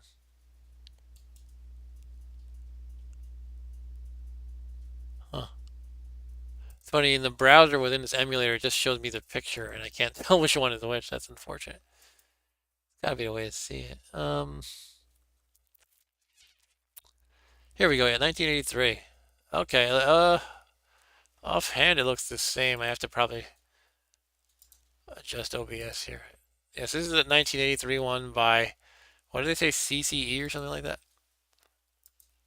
But it looks the same off the bat. And Ryan says, sorry, in New England is a paddle controller. Okay. The funny thing is, I've heard all different kinds of names for controllers growing up, and I would always be like, no, you're using the wrong word. Like I remember my cousins, who are actually from around here, visiting, and they started calling. They came over one day, and not people I would see too often. They would call the regular like Atari joysticks a paddle, and I'd be like, "What are you talking about?" And they would call the cartridge a tape. I'm like, "There's no freaking tape in there. What's wrong with you? Can you show me any tape in this device?" So they'd be talking about paddles and tapes when I would be like, "No, joysticks and cartridges." But I don't know. It seems like maybe different households use different terms. But I suppose it could be regional too. It used to really bother me when everybody would call. Actually, with Nintendo, it seemed like most people, or at least around here, call them Nintendo tapes. Be like, they're not tapes, dude. Right, here we go. This is the same, right? There's gotta be some difference. I don't mind playing it again. Ryan says something about. Let me check this out. Oh, bad timing there.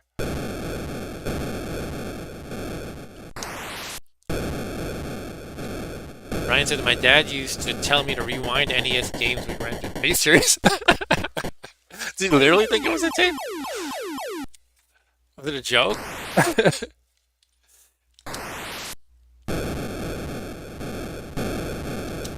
think my grandma used to call Nintendo the Nintendo. The Nintendo. Mark is always playing the Nintendo. And I'd be like, no, Grandma, it's called Nintendo, and I'm playing Sega Genesis. And then she'd be like, ha ha ha, it's all the same. You're wasting your life. She would say that. There was kind of a tone of that, though.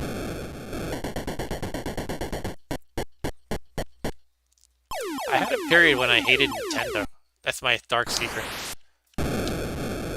I thought Genesis was so much better than Nintendo, and I thought Nintendo were being jerks to Tengen. Because Tengen kind of reverse engineered the hardware to make their own carts like Tetris and Gauntlet. And those were good games, but they were being sued by Nintendo, and I thought they were being jerks about that. So I had like this period for a year when I was like, F Nintendo, I'm all Sega. Maybe even like a couple of years. Then I wound up going on Video Power and I had to play Nintendo anyway. But I was like all in on Sega then. I was like, Sega Genesis, man, that's the bomb. Then they gave me a Neo Geo. I was like, okay, I'll play a Nintendo for you guys to give me a Neo Geo. That works for me.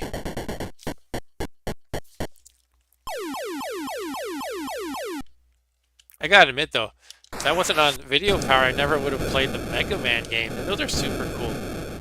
Even if they're hard as balls. I hope balls aren't hard, actually. I don't know about Stu's XL track balls. I guess those are hard.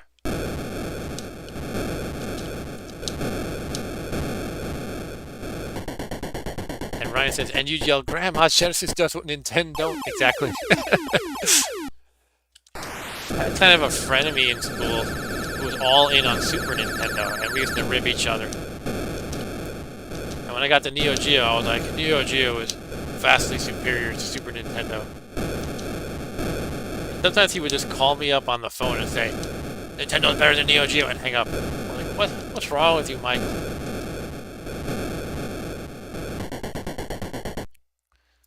I just want to check my volume, but maybe I'll make it a little bit lower.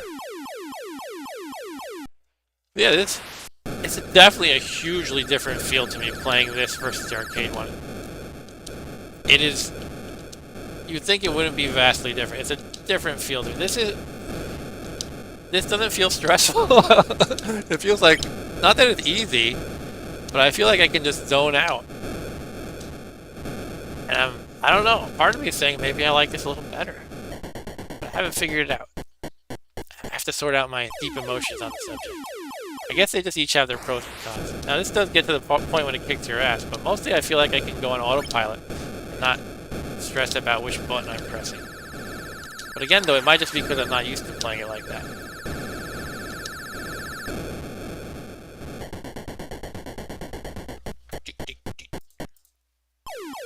Genesis does. Can't do this with Nintendo. Oh.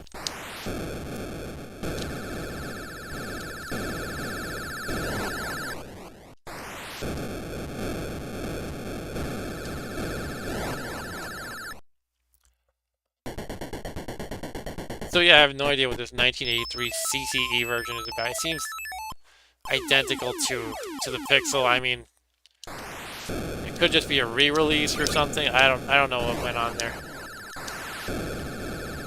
I don't know why it would be another company other than Atari. I don't even know who CCC are. There was an era when a lot of these game companies would give themselves these really bland names like Technical Strategic Computers. And I'm thinking of stuff like SSI, Strategic Simulations Incorporated, or GCE, or GCC. They would give themselves these really bland names like Computer Imaginations Incorporated. Cool.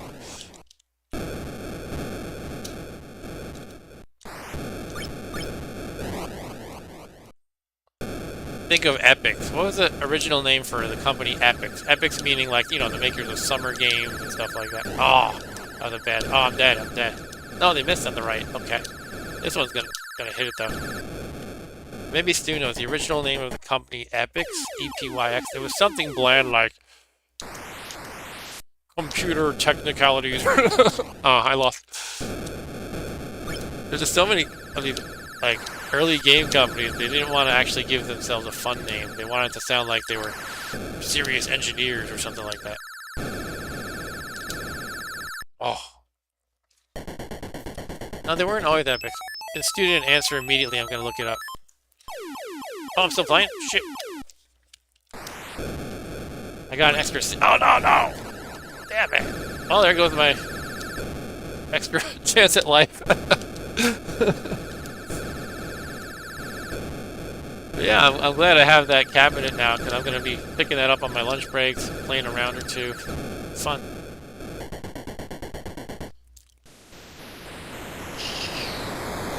Alright. That's the end. Yeah, let me check epics. They were not always called epics. They were called automated simulations. See, they always... I think with a lot of these companies that were founded in, like, the 70s, probably, they had these bland as heck names. Why would they always do that? I guess it just kind of tells you what was in... You know, gives you an idea about what was in fashion at the time. And maybe, you know... Rather than talking about entertainment or anything frivolous, they had to sound like important. I don't know. Technically impressive. Something like that. And Ryan said, I'm glad you folks can all enjoy what I have for years working from home. Yeah, I've been able to do that, but it was kind of like, I don't know, kind of assumed that it would be mostly in the office and just occasionally working from home. I actually had a boss who was kind of encouraging me when he heard I had an hour and 45-minute commute from here on Long Island to New York City. He'd be like, "Dude, why don't you just work from home all the time?" And I was like, "Yeah, it's fine coming in. I'll just work from home once a week." But now I'm like, I can't imagine doing it any other way. Maybe I'll go into the office once a week if we get to that point, and I'm allowed to limit it to that. But I'm gonna load up Missile Command for Atari 8-bit now, and I can't remember if I played this on one of my recent streams. I might have. I don't know if it's a cartridge or a disc, so I'm not sharing my screen. I apologize. Or sharing my specific window for the Atari 8-bit emulator. Kind of adjust a little bit. Let me adjust myself for a moment. Okay. But yeah, Ryan, you've been working from home well before the pandemic, it sounds like. Uh, that's pretty cool, I guess. But yeah, floppy or cartridge, I don't know. Let's just jump into it and try insert cartridge. I'm in the discs directory. By the way, I had a lot of fun playing Seven Seeds of Gold. If you want to watch my archived stream, that's an impressive game. I wouldn't mind revisiting it. For 1983 or 84, definitely impressive. It's the first, probably the first open world game. It's deep, it's interesting. It's by Danny Bunton, who also made Mule, and she was a genius, in my opinion, design genius. It's sad that she went so early. But what am I looking for here? Missile command. I don't seem to have a cartridge missile command. There might have never been one. And Ryan says, when we first changed, I would always go in and couldn't imagine being at home all the time. Now I can't imagine anything else. And he also says, yes, we were home about 7 years before COVID. Wow. Yeah, the company I worked before this one, or two companies ago, actually, I was allowed to work from home pretty much as needed, but it was kind of presumed that it would be in the office most of the time. And like if I had abused it, probably somebody would have spoken up. All right, here we go. I found the floppy disk file for Atari 8-bit missile command. Let's fire it up. It's only 9K. What a small game. It's hard to imagine making a game these days that would only be 9K. Okay, it didn't work. Oh, I think I was in the insert cartridge menu, so it screwed it up. So yeah, this game became not just an unboxing and a playing of the cabinet, but kind of a general missile command stream. I'm not going to play the arcade like main version because that's basically what I just played on the cabinet. All right, so here we go. This is the Atari 8-bit one. You can see off the bat it looks different from Atari 2600. And we have here the standard looking Atari 8-bit text. A lot of games use this exact same looking text because it was kind of built into, I don't know, the BIOS or something like that. There's also a variant of this text where the text is similar but taller. But you see this text in a lot of places. And this is something that's appealing to me about a lot of old computers and consoles is they have their unique style that's consistent across games on the same system, right? Like you look at Intellivision, for example, and they have that certain style of text that you see a lot. And I don't know, it's pretty cool. And Ryan said the thing about coding is you have a certain amount of patience to code every day. So it's like you either do it or you don't, no matter where you are. Okay, yeah. Guess that makes sense. You could probably prove, I don't want to get too into it, but you can probably prove that you can get more work done at home if you're not distracted. I mean, assuming you actually do. Okay, let's try it. Oh, cool. Yeah, so as you can see off the bat, it has that alien-looking guy, as well as just a missile. And I don't think I've ever played this one. There's no slacking off, right? Okay.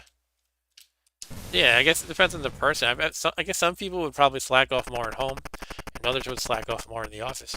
So yeah, like almost unintentionally slack off in the office because maybe not slack off, but get distracted by things. People chatting and various events like in Office Space when there's a birthday. We used to have a once-a-month birthday thing at the company I work for now when I was in office because there were so many people.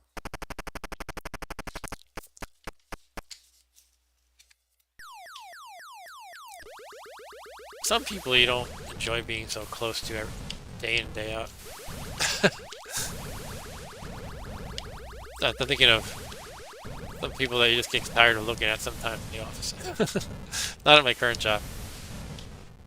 Or you learn their disgusting habits because you wind up in the bathroom with them. I used to like some people I would know by sounds they would make in the bathroom. Yes, that is very gross. But I'd be like, oh, so-and-so's in the bathroom again. I'm going to leave now. That's probably getting into way too much detail. But yeah, this is a pretty cool port, it seems like. It has more stuff, like these planes and the aliens or whatever, like the arcade version, but you have the single button trigger like in the 2600 version. The way it works is when you run out of one set of ammo, you have to wait a minute to switch, I guess.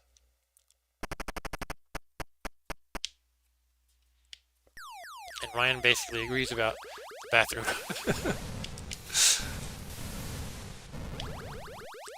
I used to, in the company I work for now, in the old office, there was a, I had to walk quite a way, like the total opposite corner of a large floor to get to the bathroom. It was like, if I walk at a decent pace, probably it took like 2 minutes just to get there. What is this triangle?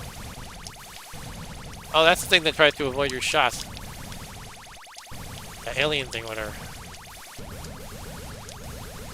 I call everything an alien if I don't know what it is. Don't know what it is, it's alien to me.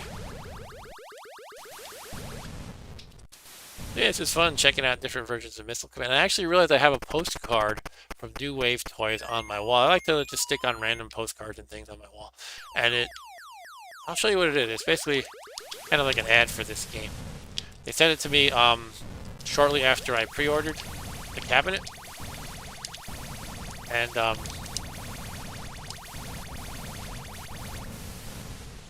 yeah, it's nothing spectacular, but it's pretty cool. I can show you after I play this. Ryan says we ate at a cafeteria so that there was always a line for food. Oh, yeah. I mean, there is some charm to the office, and it is good seeing some people. And I like most of the people I work with, to be clear. But overall, it's just such a waste of effort. And for me, especially, my commute. I mean, I don't know what your commute is, Ryan, but hour 45 minutes for me, it's insane.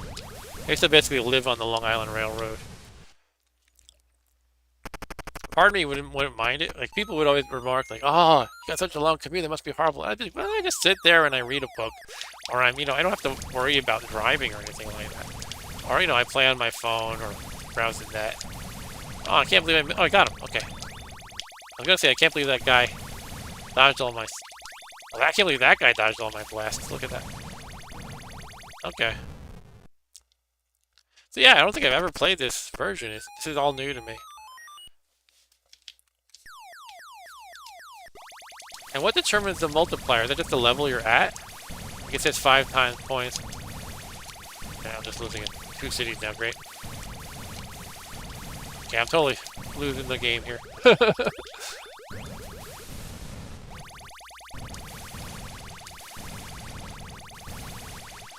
Ugh.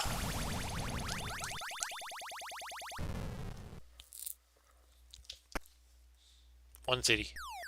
6 times points. It's so bright. Oh, I'm blind.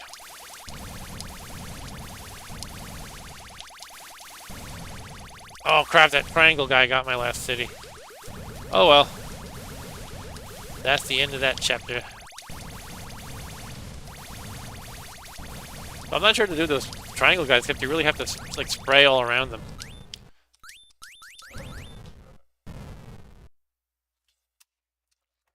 Okay, unless I get a bonus city at the last second, I guess I'm done. Oh, this ending is even less dramatic than the Atari 2600 one. I'm disappointed in that. Atari 2600 one, it kind of flashes and it goes shh, like makes this sound effect of impending doom. In this game, it doesn't do anything. It just stops. That's disappointing. Yeah, overall, this is a good version, though. I like it. I wonder if there's any bad versions. I mean, there's just not a lot of versions. There's only so many systems that have this game. And Ryan says, I would hate that, I guess referring to the commute. The reason I usually am in bed early is because we can make our own schedule as long as we get our work done. So I'd like to wake up early and work out and then start working. Yeah, I might. That's a good thing to do. I mean, I should probably do something like that. The thing is, I have so many meetings that I can't just totally work my own schedule. I can like some degree be flexible with it. So many times I have to respond to people live in Slack as well.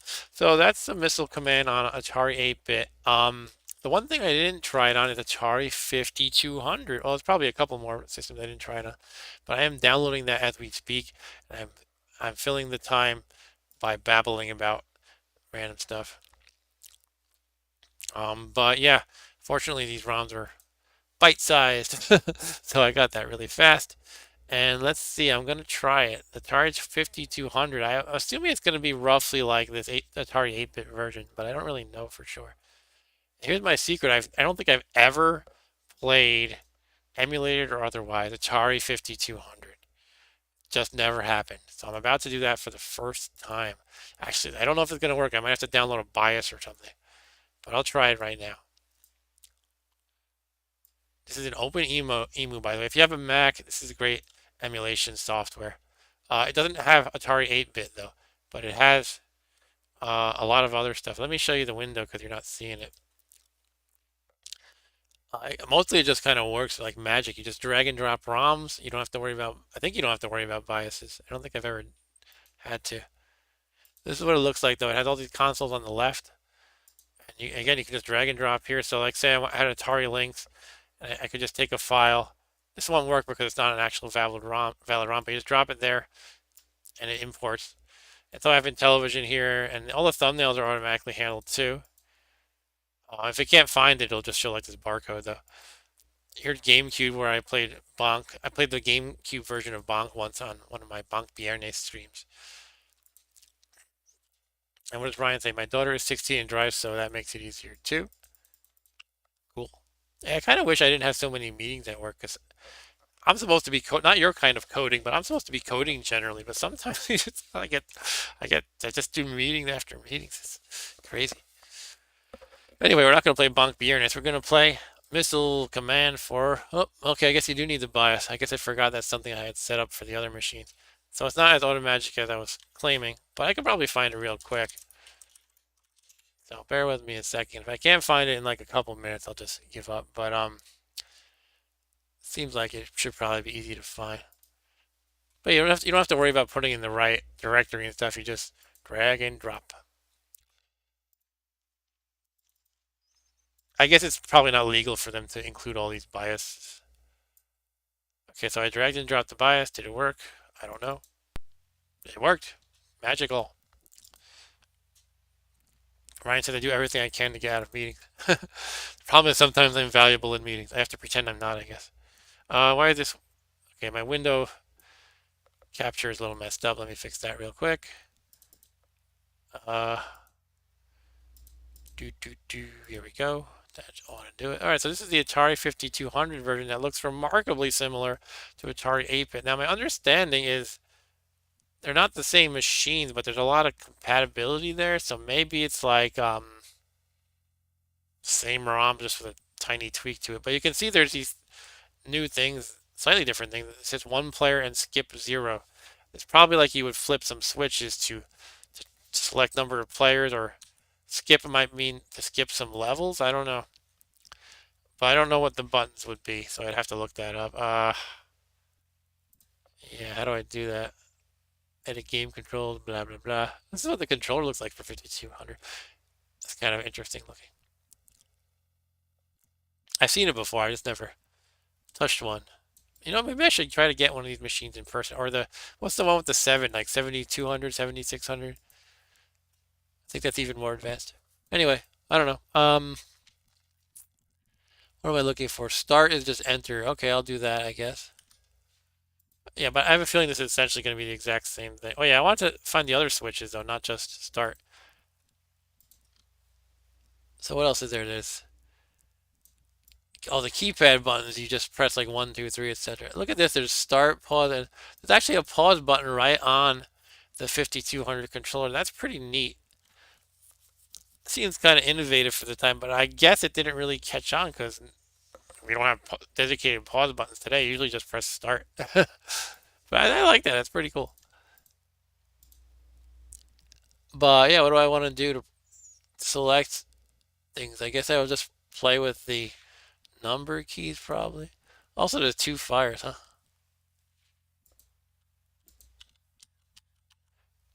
One of the first pause buttons says, was there anything else that actually had a pause button? I think this might be the only one. Okay, I can't really get any special keys to work. I'm not sure what I'm doing wrong. But I can play. Yeah, it looks exactly the same. Oh. Except my controller moves very weirdly. I think it's not... It's funny, I'm saying how automagic this emulator is, but now it's working like crap.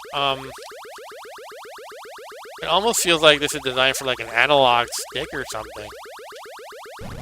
And that, because I'm emulating it with a digital controller, it's just kind of jumping around stupidly. So I wonder if that's what it's about.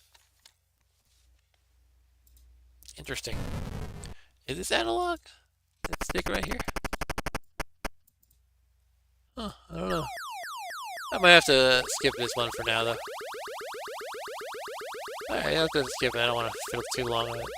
But that looks remarkably similar to the Atari 8-bit one anyway, so I don't think we're missing much. But yeah, we've played a bunch of different versions of Missile Command tonight, and I got to show off my fun new Wave Toys 1/6 scale cabinet of Missile Command. But I'm going to check real quick if there's any other machines I can try this on, besides like the Android or iPhone versions. If you go to Video Game Geek, I like to check that site sometime. It's a sister site of the more famous Board Game Geek. What I like is you can see at a glance all the different systems that a game is for. I can actually show you my browser real quick if you are interested. Let me do that.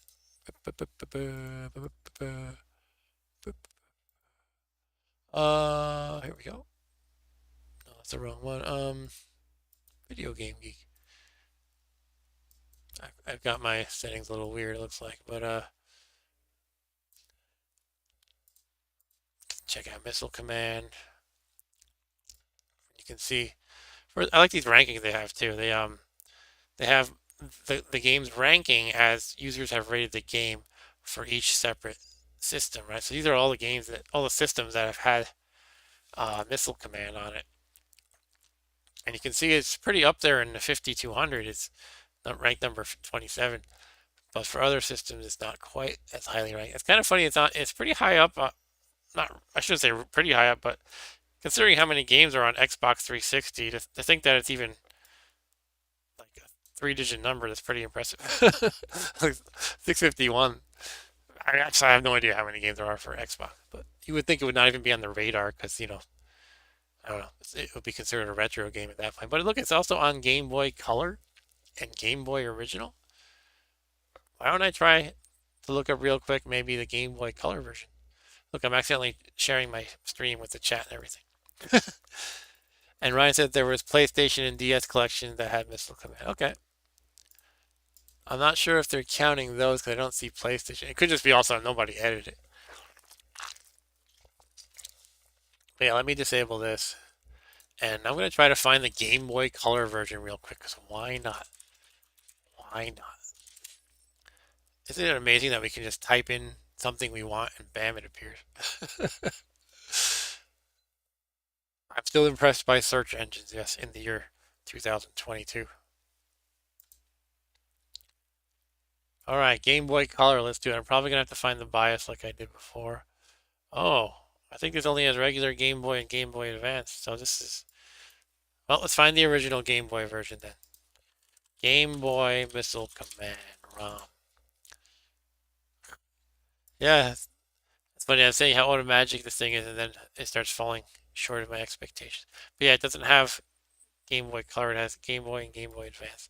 So the Game Boy version is from '92. I guess that's about 3 years after Game Boy actually came out. So it took them a few years to bother to make Missile Command for Game Boy.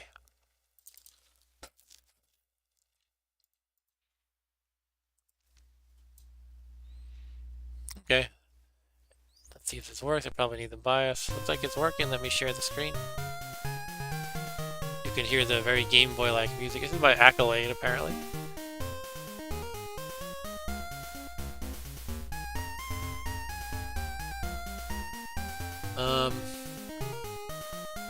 Brain fry. Let's see. Here we go. Wow.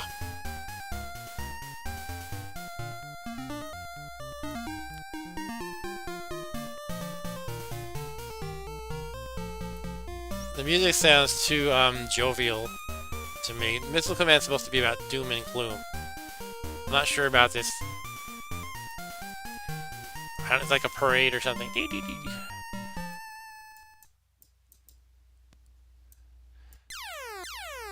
So this is a demo I'm not playing yet.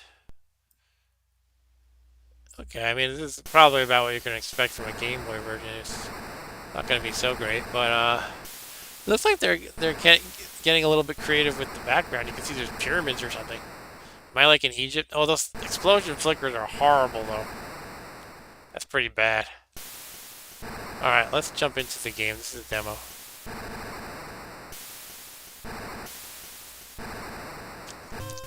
Got my controller.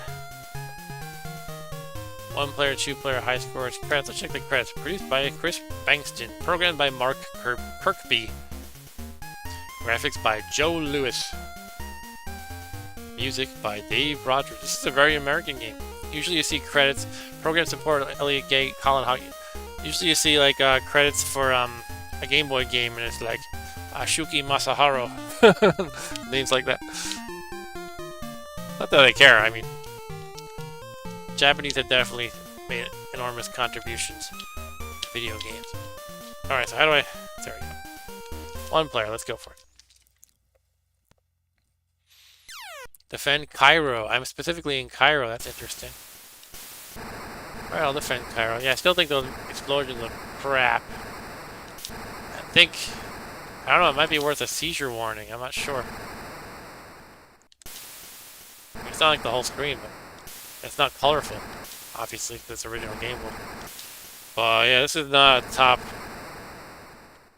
version of it, just because of that. I mean, that's... Otherwise, this might be great, actually. I don't know. I have to play it a little longer, but I kind of like that they added the setting. It's a fun little touch. You know, I'm defending Cairo. I guess next level I'll be defending some other city. And presumably there'll be a different background per city. Then Cairo still, you probably have to do a few rounds of each one.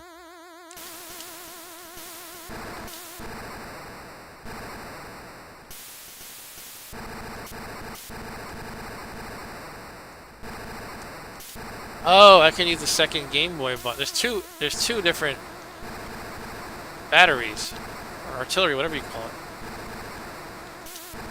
to match the 2 buttons on Game Boy. So this is different in that it doesn't have 1 button or 3 buttons, it has 2. I guess it makes sense. But I didn't expect that somehow.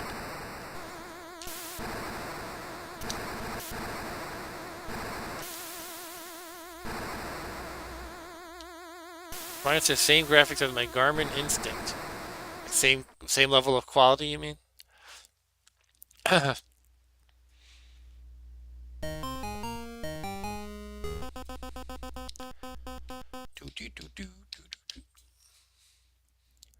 get a new city. Oh, look, New York. Cool. Oh, man. That hurts. I think it's the Twin Towers down there. Well, we have the Statue of Liberty.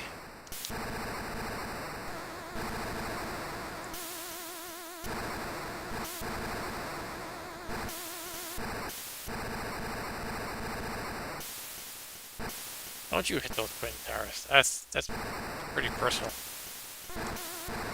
But it only hits the city below.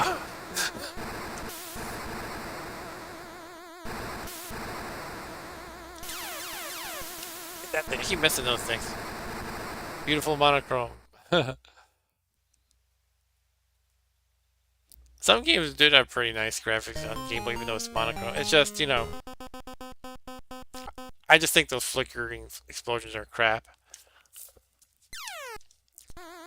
Mostly with Game Boy, it was just so cool to be able to play a system like that. I mean, what did you have before Game Boy? You had like crappy Tiger Electronics games and Mattel Electronics football and stuff like that, as far as portable games go.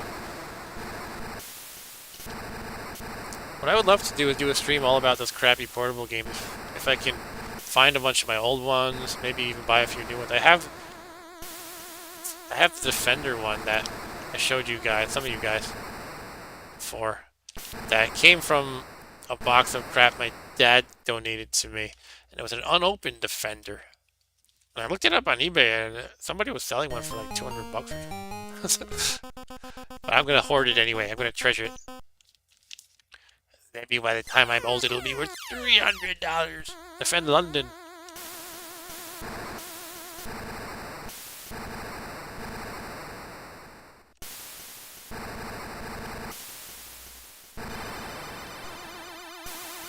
Oh, is that the stupid thing that really evades your shots? I guess not. I kind of walked right into it.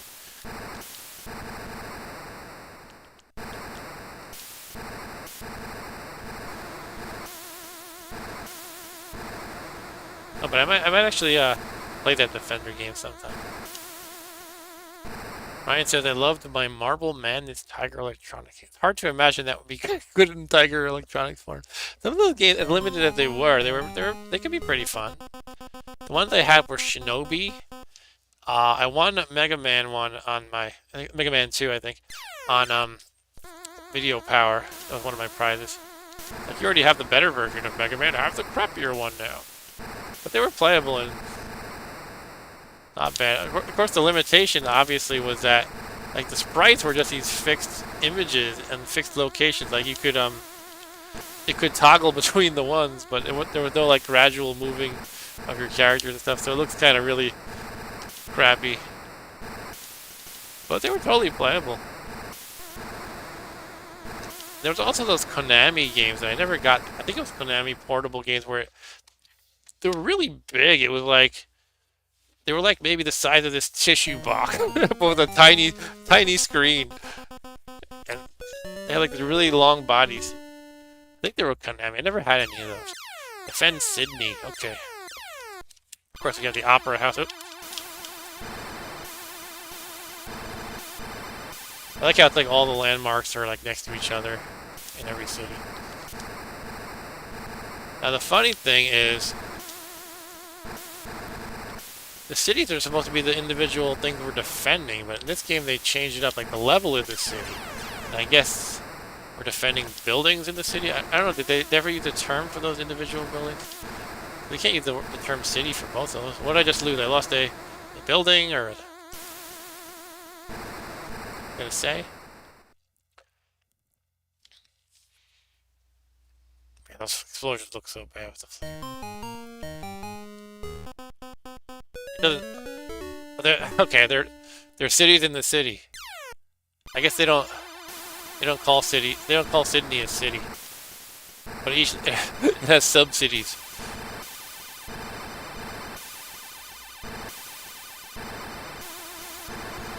It's getting hard now. City's getting hammered. Sydney is getting hammered. Alright, I'm done. I'm out of ammo. I kind of sprayed it a little bit too much, and now I'm paying the price. Oh, I thought those guys were walking into the explosion. I guess they're not hurting anything, just crashing into the ground. But yeah, if I can gather up enough of those crappy old handhelds, we gotta do a handheld stream. Trying to think how many I owned. Again, I remember that for Tiger stuff, I owned Mega Man 2 and Shinobi. I have the Defender thing. I have some primitive ones that might not have technically been mine, but they were in my household, like the Mattel Electronics football game. Oh, I had a cool baseball game. It talked. My uncle got me that for Christmas one year. I don't remember who made that one. It had these crappy generic team names like the Jammers and the Titans, and it would be like, when you started the game, it would say, it's a beautiful day for a ball game. The Titans versus the Jammers. The Jammers are batting first, or something like that. Defend Paris. I have to wonder how well those things will pick up on camera. It's like crappy LCD screens. The monochrome LCD screens. What about an original Game Boy screen where I'm actually holding the camera, not the camera, the Game Boy with the camera on it, rather than an emulation? Burp. I'm surprised I'm still alive. I'm not sure how I'm surviving here. Defend Moscow. We don't want you to destroy Tetris. I'm trying to think. 91, did the Soviet Union collapse yet? I guess it depends on what month. I think it was in 91, right? So it maybe depends on the month. But if this game was released in 91, it might have been in development before then. So it might have been in development in, say, 90. Okay, I think I'm dead. That's all my cities, right?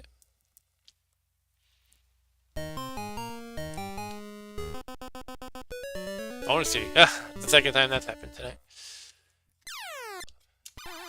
Raid over Moscow.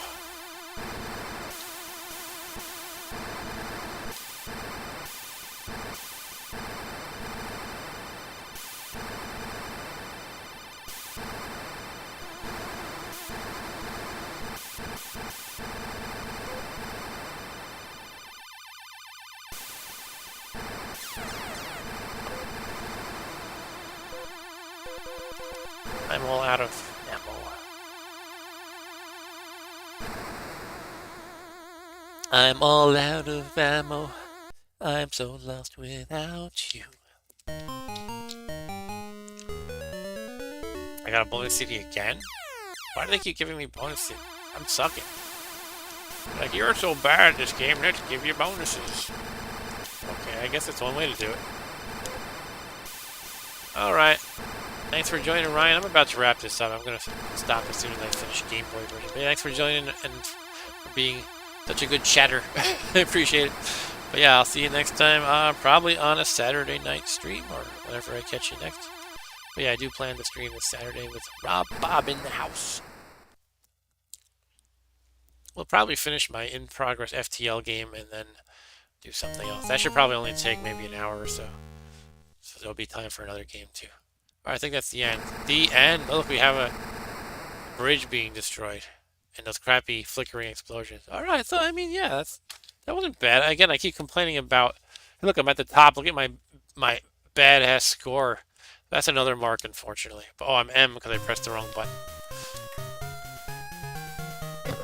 Alright, so that's it. That was Accolade's Game Boy version of Missile Command. And yeah, so the main event of this stream was to unbox and play with my new 1/6 scale Missile Command cabinet from New Wave Toys. If you like these cabinets, you can go right to newwavetoys.com and order them. Some of the less popular ones you can find, they sell at a discount. I think 1942 was a poor seller for them. I like it, but I guess in general people didn't. So I think you can find it sometimes on I can't remember which sites, maybe just Amazon for a discount. These are fun if you like to have the physical form of the arcade cabinet, sort of, and that you can play them too. And I think they're just awesome. It's one of the things I've been into a lot over the past couple years. And they're not cheap for what you get. I mean, it's a reasonable price for what you get, but you know, these are like about 150 each, depending on, again, some factors. Like if you get a poorly selling one, you might be able to get it for like 100. And it depends if you pre-order as well. You can get a discount if you pre-order. But yeah, that's it. So Missile Command's an awesome game. Wish I could be better at it, but that's okay. And the cabinets are awesome. I have now I own 5 of them. Once I get Hubert back, it'll be 5 that I have in this room, and I have more coming. I'll just keep unboxing when I get them. So what I have in the queue, whenever New Wave can get them out the door, would be Dragon's Lair and Space Ace, as well as Food Fight. I'm thinking at that point I might slow down and only get the games that I'm really into, because I won't have all the space for on my shelf, but we'll see how it goes. But that's it. Thank you for chatting with me tonight, Mr. Ryan and Stu and Janice. I guess those were the 3 chatters. Thank you for the 5 people who liked it. If you do like this, make sure you hit that like button, and if you aren't subscribed, you can hit the subscribe button. I'd appreciate that. But that's all I got for tonight. This has been Wayback Wednesday, in which I play old school stuff. On Saturday nights, anything goes. I usually play I just call it Saturday Night Gaming. I usually play with my son, Mr. Rob Bob, as a co-host. And the games can be new, old, it can be even non-video games. I like kind of like RPGs and game books and things like that. Those come up sometimes. Even board games. But it's like kind of like anything goes on Saturday nights. Except for, I have a special exception usually, which is the first Saturday of the month. It's all about Vectrex. That stream is called Saturday Night Vectrex in the Dark. To complicate matters, I don't have a working Vectrex at the moment. But anyway, let me stop babbling. Thank you. Good night.